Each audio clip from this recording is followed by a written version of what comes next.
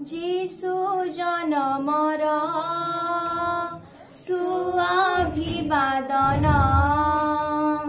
ए बड़ दिनर शुभ संभाषण जीशु जन्मर सुअभिवादन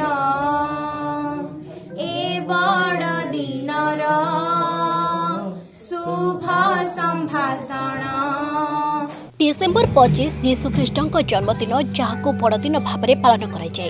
एही दिन में धरावतरण करथिले जीशुख्रीष्ट।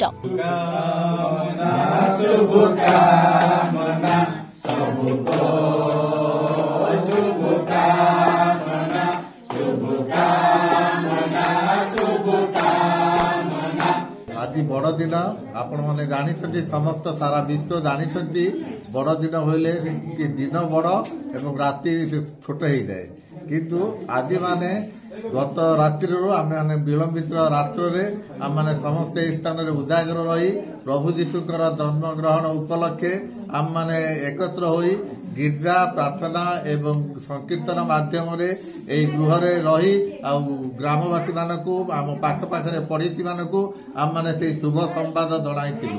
आज न्यूज माध्यम आम मैंने समस्त विश्ववासी प्रार्थना करुचु एवं आम मानकर देशर मुख्य राज्यर मुख्यमंत्री एवं देशर प्रधानमंत्री जो जो नेता माने अछंती सेमानक पई मध्य माने प्रार्थना करुचु सेमानक प्रभु सद्बुद्धि सत् ज्ञान देई आम मानकर देश आम मानकर राज्य ब्लॉक स्तर जो माने रहउछंती बीडीओ तहसीलदार सेमानक पई मध्य उच्च उच्च पदस्थ ऑफिसर मानक पई मध्य आम माने निवेदन करिसु पुलिस जो प्रशासन जो दायित्व वहन करुछंती सेमानक पई मध्य आम माने प्रार्थना करुछु प्रभु जीशुक निकट रे।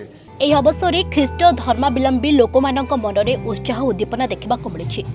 मध्यरात्रि प्रभु जीशु धरावतरण करबा परे चर्च मानकरे ख्रीष्ट धर्मावलंबी लोक एकजुट होई उत्सव पालन करुछंती। विभिन्न स्थान रे चर्च मानकरे एने सुंदर साजसज्जा मध्य करा जायतिबार देखा मिलिथिला।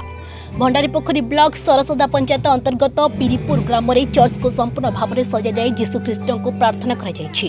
क्रिसमासटी को बहु आडंबर सहित पालन करुछंती ख्रीष्ट धर्मावलंबी लोके।